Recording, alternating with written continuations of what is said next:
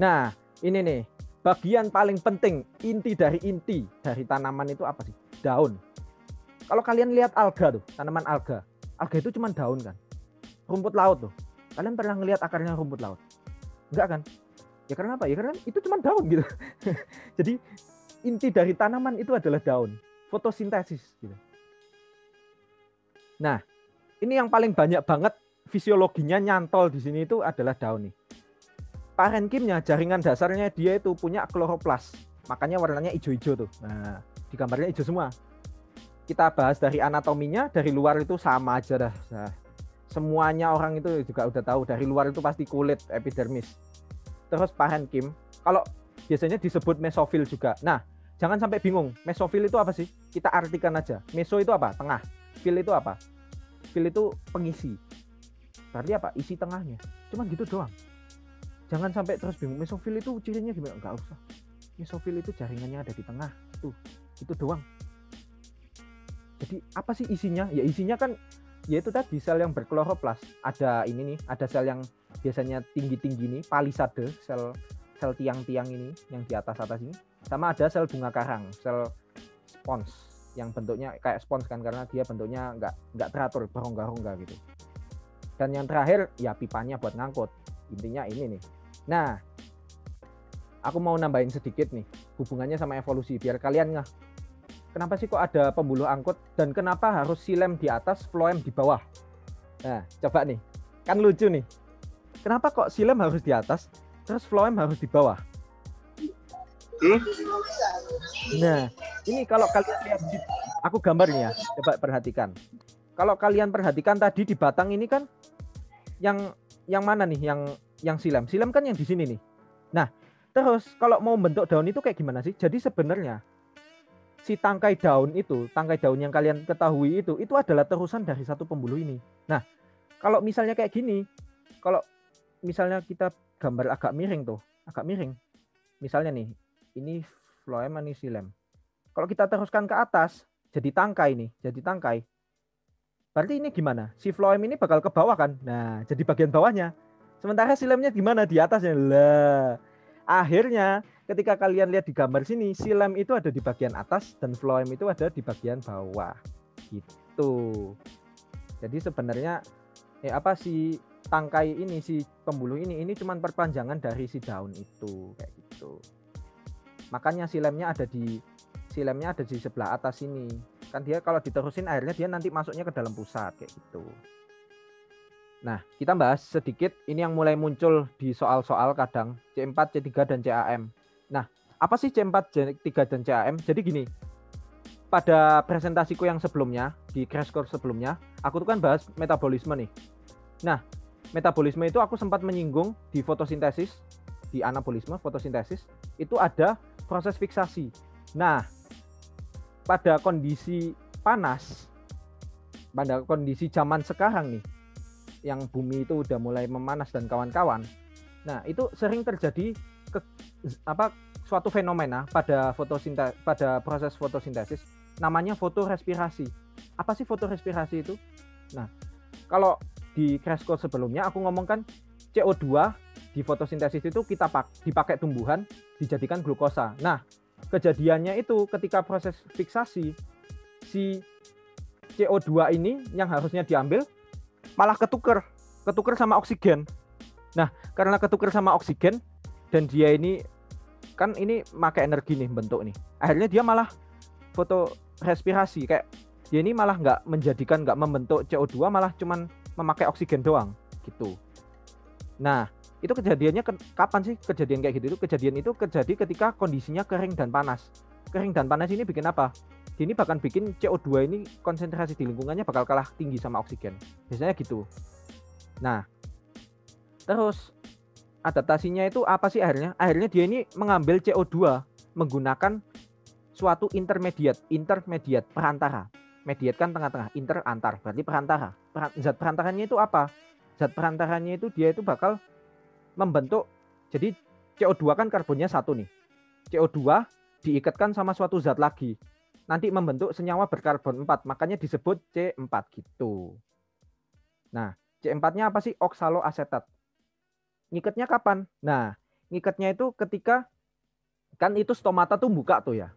Stomatanya lagi buka, udara masuk tuh. Nah, udara masuk, akhirnya dia diikat. Bentar, aku tunjukin jaringannya nih. Nih, nah. Di sini kan ada stomata tuh. Nah, setelah dia masuk di sini, dia bakal diikat nih di yang namanya spongy mesofil. Jadi jaringan tengah yang sponsa, yang bunga karang sama palisade, itu bakal ngikat karbon dioksidanya. Setelah diikat, disimpan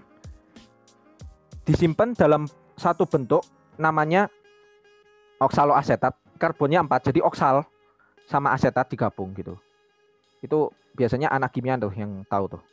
Jadi karbonnya 4. Nah, setelah dia diikat sama C4 itu, dia bakal ditransfer. Jadi setelah karbonnya disimpan, istilah ditangkepin, si oksaloasetat itu bakal dikirim ke namanya seludang pembuluh. Yang mana sih seludang pembuluh itu? Seludang pembuluh ini yang gambarnya kuning nih, yang aku tunjuk sama kursor. Yang sel adalah, dia itu sel yang melapisi pembuluh, makanya seludang atau pelapis dari pembuluh. Nah, kenapa kok dia dijalankan di situ? Dia jalankan di sini ini biar si proses ini tadi terpisah dari oksigen, terbebas dari oksigen. Jadi ketika sudah C4 itu ditabung semua, terus nanti C4-nya bakal ngelepasin CO2 ke bagian yang warna ini. Ini kalau digambar tadi kan warna kuning. Nah, ini yang bagian ini tadi ini bagian kuning itu kalau di aslinya warnanya kayak gini. Ini.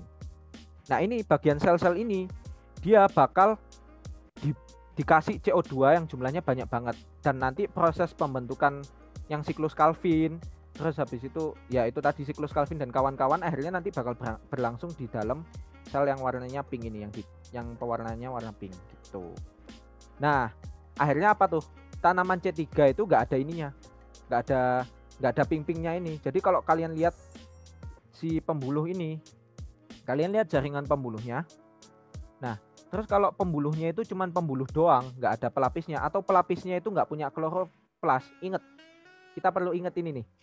Kan fotosintesis terjadi di kloroplas, dan ini fisiologinya bahas apa nih? Kloroplas, membahas fotosintesis kan? Berarti kejadiannya di kloroplas. Berarti sel yang pink-pink ini, dia itu punya kloroplas. Nah, ini kan sel mati nih, gambar sel mati. Kalau sel yang sayatan yang masih hidup itu kayak gini. Ini kecil banget ya, semoga kelihatan sih. Jadi yang bulat ini nih, bulat-bulat ini ada hijau kecil-kecilnya banget, itu kloroplas. Jadi habis dari sponsa, nanti C4 itu bakal ngasihkan ke sini, ngasihkan ke sel yang bulat ini, melingkari ini, terus nanti baru proses reaksi gelap berlangsungnya di sana gitu. Nah, terus ada lagi nih adaptasinya yang lebih lanjut ini CAM. Jadi setelah C4 itu cuman diganti tempatnya doang, CAM ini lebih pintar lagi. CAM ini dijadiin malam. Kenapa? Kalau siang hari kan dia buka stomata tuh. Berarti apa? Ada pertukaran udara. Padahal hawanya lagi kering.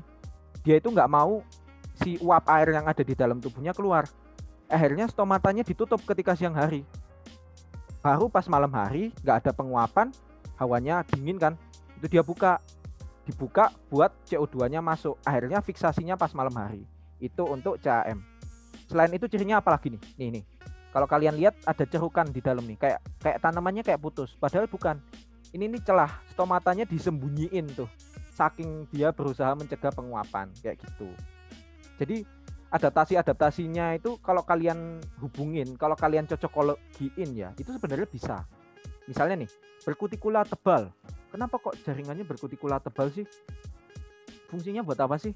Ya itu tadi, kan lilin kan, aku ngomong tadi lilin kan nggak bisa ketemu air tuh. Jadi air yang di dalam epidermis itu nggak bisa nguap. Airnya dicegah untuk menguap, itu fungsinya kutikula tebal kayak gitu. Jadi kalau untuk tumbuhan dan ya kebanyakan biologi sih, intinya itu kalian kalau ditanyai anatomi sama fisiologi itu cuman nyocokin aja. Kenapa bentuknya gini? Oh, karena fungsinya buat gini gitu. Form for function gitu. Nah, modifikasinya daun apa? Hampir sama duri gitu ya, epidermis. Jadi daunnya bisa berduri tuh. Terus ada juga rambut. Tanaman apa ya? Pernah lihat apa ya? Daun talas apa bukan ya? Itu biasanya ada tanaman yang daunnya itu ada kayak rambut-rambut halusnya gitu. Nah, itu oh ya ini nih, ada yang tanya nih. C3 C4 CAM apa saja ya? Terutama yang sering keluar di soal. Nah, C4 itu Cirinya kan aku bilang tadi apa? Tanamannya tumbuh di tempat yang kering. Contohnya apa nih? Jagung. Ya enggak? Petani bakal nanam jagung kalau pas lagi musim itu musimnya kering banget. Dia nggak nanam padi. Nah, berarti padi apa nih? Berarti padi C3 gitu. Terus CAM. CAM ini tanamannya daunnya berdaging. Ya udah, kalian tinggal nyari tanaman yang daunnya berdaging. Apa tuh? Contohnya aloe vera, terus apa sih? Macam-macam tuh. Pokoknya yang daunnya itu kalau kalian lihat daunnya itu gemuk gitu. Bukan kayak lembaran. Itu berarti CAM gitu. Nah, terus modifikasi daun, ada bunga. Loh, kok bunga modifikasi daun? Iya. Lucu juga kan? Jadi bunga itu aslinya adalah daun. Nanti dia bakal ya itu cuman perlu kalian tahu aja, just for you know gitu. Jadi bunga itu terbentuk dari daun gitu. Terus ada braktea. Braktea itu apa sih? Braktea itu gini. Jadi ada bunga yang dia itu nggak punya mahkota, tapi hiasannya itu daun. Jadi daunnya yang dilihat muterin itu kita kira mahkota, ternyata itu daun gitu. Ada tanamannya kayak gitu. Terus ada juga sulur. Contohnya sulur itu tanaman apa nih ya? Apa ya? Semangka apa ya? Yang menjalar di tanah itu apa sih? Ya, tanaman yang biasanya sama petani dikasih bambu itu, kasih tongkat bambu, terus dia tumbuh ke samping gini nih. Itu kadang itu daun, kadang ada yang daun gitu. Nah, yang terakhir ini yang pernah ketemu soalnya aku tapi agak jarang, cuman aku juga kaget gitu kok ada soal ini gitu. Nah, itu daun menggulung. Jadi ada sel kipas namanya. Sel kipas itu jadi dia itu selnya itu ada di, misalnya gini ya. Ini kameraku nyala nggak? Oh ya, nyala. Jadi misal daunnya gini ya, si daun. Nah, buliform itu sel kipas itu ada di sini, ada di kayak di tulang-tulang gini. Nah, selnya itu dia itu gede, gemuk. Selnya itu turgid. Turgid itu artinya berisi air, turgid gitu. Nah, ketika hawanya kering kan airnya berkurang kan, air di dalam sel kipas ini. Nah, karena sel kipas ini airnya berkurang, selnya ngempis. Karena selnya ngempis, dia bakal menarik daunnya. Akhirnya daunnya bisa gulung gini gitu. Jadi untuk mencegah penguapan, si daun itu bisa digulung, nutup gini. Akhirnya karena menutup gini, luas permukaannya berkurang kan. Awalnya gini jadi gini kan. Dari lembaran jadi kayak tabung gini. Akhirnya penguapannya berkurang itu. Itu sel kipas. Contohnya di mana? Contohnya di rumput biasanya. Tanaman rumput gajah, rumput anu itu biasanya punya. Itu kalau kalian pernah pernah percobaan dulu, kalau biasanya pas kelas 11 sampai kelas 10 ya. Itu kalau kalian membuat sayatan daun tuh, itu kalau kalian lihat itu nanti selnya itu lucu gitu. Dia bentuknya kayak bulat gede gitu. Di bagian tulang-tulang daunnya gitu. Nah, kita masuk ke organ generatif. Kalau tadi kan vegetatif semua. Ada bagian hiasan bunga, perhiasan bunga. Yang pertama kelopak ya biar jelas ya. Kelopak itu yang ini nih, sepal nih.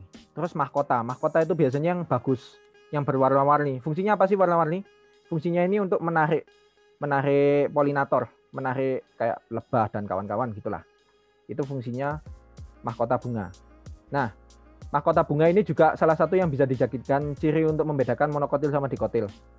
Kalau monokotil itu cuma ada 3, kelipatan 3 maksudnya, kayak dia bentuknya kelipatan 3. Jadi dari ini terus gini gitu. Kalau dikotil ada kelipatan 2 atau 5.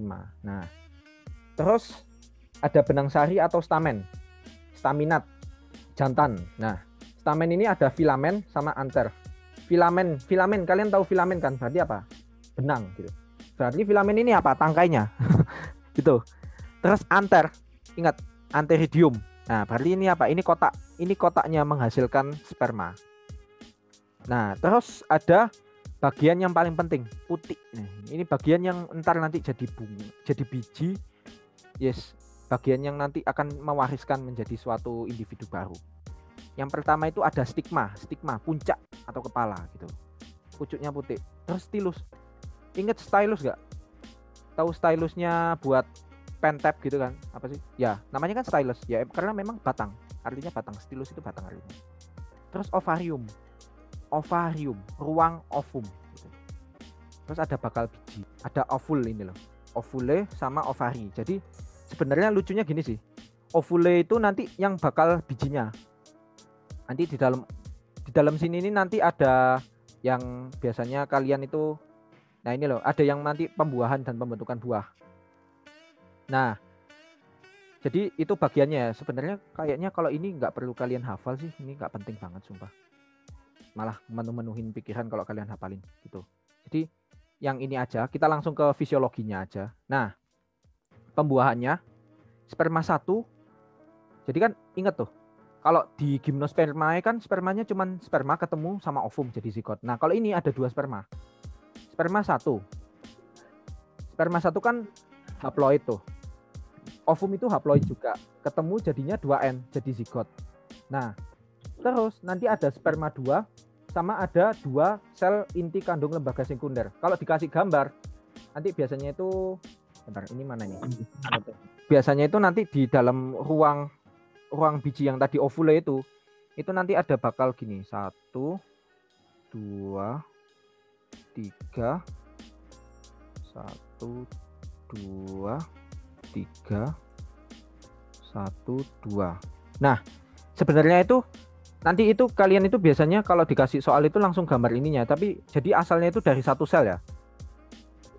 Kayak kalian biasanya tahu pembelahan itu kan, sel, terus itu nanti dia itu akan membelah secara meiosis jadi 4 sel ya. 4 sel. Nah, keempat sel yang ini, dari 4 sel yang 3 ini bakal mati, dia bakal nggak fungsional. Terus yang 1 ini bakal membelah 3 kali. Coba nih dihitung, membelah 3 kali. Membelah sekali kan menjadi 2. Terus ini membelah lagi. Membelah lagi berarti jadi berapa tuh? Jadi 4 kan? 2, 3, 4. Nah, yang membelah terakhir ini berarti nanti jadi 8. Nah, 8 itu apa sih? 8 ini ya 8 bulatan ini. Yang 2 ini yang aku sebut dari tadi itu IKLS. IKLS. Kandung lembaga, inti, ini kan sel ya, inti kandung lembaga sekunder. Kenapa ngomongnya sekunder? Karena dia itu nanti cuman jadi ini itu apa sih? Kalau orang nyebut itu nutrisi. Jadi ini cuman nutrisi buat si tumbuhannya, si bijinya, si zigot. Nah, terus yang mana yang dibuahi, yang ovum itu yang mana? Nah, ovum itu yang ini. Ini buat antipoda. Jadi anti itu kan lawan, poda itu kutub. Jadi ini adalah sel yang berada di kutub yang lain. Kan ini kan kalau aku belah gini kan jadi kutub kan. Ini kutub yang atas, ini kutub yang bawah. Nah, sinergit itu apa sih? Sorry. Jadi sinergit itu sel yang mendampingi ovum. Ini ovum nih. Ini ovum aku tandai ovum. Nah, ini baru sinergit. Sinergit itu nemenin si ovum ini tadi. Kalau misalnya si ovum ini mati, dia bakal bisa jadi ovum, menggantikan gitu. Nah, itu yang perlu diamati. Nah, setelah si sperma ini, aku gambar sperma biar kayak sperma gitu ya. Sperma ketemu IKLS, ini kan sperma itu apa sih? Haploid kan. Sperma 2 itu terus ketemu ini haploid ditambah haploid tambah haploid, jadinya apa? Triploid. N tambah N tambah N. Tuh. Jadi 3 kan? Jadi 3N. Nah, 3N ini bakal menjadi nutrisi. Nah, terus setelah membuah gini bakal menjadi buah. Nah, kalian kayaknya semuanya pasti pernah makan mangga sih di sini. Mangga itu kan habis kalian makan itu terus ada yang di dalamnya. Mangga atau alpukat ya. Di dalamnya itu ada kayak kalau orang ngomong bijinya yang keras itu, yang keras. Nah, sebenarnya yang ada endosperma itu jangan sampai kalian kepikiran terus nanti ditanyain soal, misalnya nih ditanyain apa namanya daging buah yang kita makan itu disebut sebagai gitu, terbentuk dari, nah itu bukan dari IKLS guys, jadi bukan endosperma. Endosperma mana lagi? Endosperma namanya endo kan di dalam tuh. Nah berarti apa? Berarti di dalam yang biji yang keras itu tadi, kalau kalian pecah ya kayak kayak mangga gitu ya, kalian pakai pisau, kalian pukul pakai pisau, terus kalian pecah, di dalamnya itu nanti ada hijau warnanya. Nah itu adalah endospermanya sama zigot jadi satu di sono, yang namanya bijinya itu. Terus yang kita makan apaan? Nah yang kita makan itu sebenarnya itu bagian aksesoris. Jadi kalian tahu namanya jambu mete, yang kita makan kan biji medenya kan, medenya itu. Nah biji medenya itu itu zigot sama endosperma di situ. Terus kalau ditanya yang buahnya itu apaan? Buahnya itu tangkai. Tangkainya membesar, diisi gula, jadinya jadinya jambu itu tadi, jambu mede kayak gitu. Terus ovarium jadi apaan guys gitu? Si putiknya jadi apaan? Putiknya ini, ovarium ini bakal membentuk ya yang luarnya itu tadi namanya perikarp. Jadi kan tadi kan ada putih-putihnya tuh, putih-putihnya yang kalian pukul sama pisau itu loh, yang dipecahin pakai pisau. Nah, yang dipecahin pakai pisau itulah ovariumnya, perikarpnya gitu. Terakhir kita bahas hormon. Hormon ini gimana sih memahaminya? Apa sih hormon itu? Buat apa sih? Auksin itu fungsinya buat manjangin sel gitu guys. Jadi auksin ini bakal nyuruh sel untuk memanjang, untuk selulosanya itu disuruh dilonggarin jadi tambah panjang gitu guys. Nah, karena untuk perpanjangan sel, jadi dia yang hasilin di mana tuh? Ngasilinnya di batang. Karena kan yang butuh tumbuh tinggi ke atas itu kan batangnya tuh. Akhirnya dia dihasilkan di pucuk dari batang. Tuh. Nah, itu kan biasanya yang nanti soalnya percobaan dikasih cahaya matahari, nanti dia gesernya kemana. Nah, itu kenapa sih? Jadi gini, auksin itu dia itu bisa rusak. Karena dia ini hormon itu kan, jadi auksin ini terbentuk. Jadi auksin ini kalau pada suhu yang kayak terpapar cahaya matahari itu, terpapar panas itu, dia bakal rusak. Nah, karena dia rusak, kan nanti berarti yang kena auksin yang masih bagus kan cuma sebelah sini doang nih. Misalnya dikasih cahaya dari sebelah kanan. Yang kanan berarti kan nggak kedapatan auksin atau lebih sedikit tuh. Nah, yang sebelah kirinya kan masih lebih banyak. Akhirnya yang memanjang itu sel yang sebelah kiri, akhirnya selnya miring gitu. Kenapa kok dia harus miring? Ya karena dia kan ini fungsinya buat apa sih? Meninggikan batang itu fungsinya buat apa sih? Fungsinya kan untuk mendekatkan ke cahaya matahari, ke sumber cahaya. Nah, jadi kalau dia numbuh tinggi doang, tapi dia nggak mencapai cahaya matahari sama sekali kan percuma. Akhirnya si auksin ini tadi fungsinya itu bakal mengarahkan tanaman kepada sumber cahaya gitu. Nah, terus ada sitokinin nih. Sito, sel, kinin, pembelahan. Jadi ingat gak, pas mitosis ada namanya sitokinesis tuh. Apa sih sitokinesis itu? Yaitu pembelahan sitosolnya, sitoplasmanya kan membelah tuh kalau pada tahap itu. Jadi si selnya itu udah jadi dua, sitoplasmanya udah jadi dua. Jadi sitokinin buat apa? Sitokinin itu hormon untuk membelah, pembelahan sel. Dilepasinya di mana? Di pucuk akar. Jadi kalau kalian lihat tanaman bonsai itu, tanaman yang jadi mini-mini banget, kenapa harus rajin dipotong pucuk akarnya, pucuk batangnya? Karena dia ingin menghambat dua hormon ini. Dia nggak pengen selnya memanjang, dia nggak pengen selnya membelah banyak-banyak. Akhirnya tanamannya tetap kecil, makanya jadi tanaman bonsai gitu. Nah, ada juga hormon giberelin. Kenapa aku menyebutkan hormon kemudaan? Karena fungsinya kalau kalian lihat, hormon ini memicu terhadap perkecambahan. Jadi kalau ingat nggak perkecambahan tuh? Jadi kan pertama itu airnya masuk. Ada air kena biji. Nah, air ini akan memicu pelepasan giberelin. Giberelin micu ngapain? Giberelin itu memicu untuk si endosperma tadi yang nutrisi tadi itu untuk dicerna. Jadi setelah dicerna nanti kan masih gulanya kan itu kan kayak penyimpanan tuh, storage tuh. Jadi bentuknya padat, dicerna jadi glukosa, jadi energi yang bisa dipakai, jadi bentuknya yang mudah dipakai respirasi.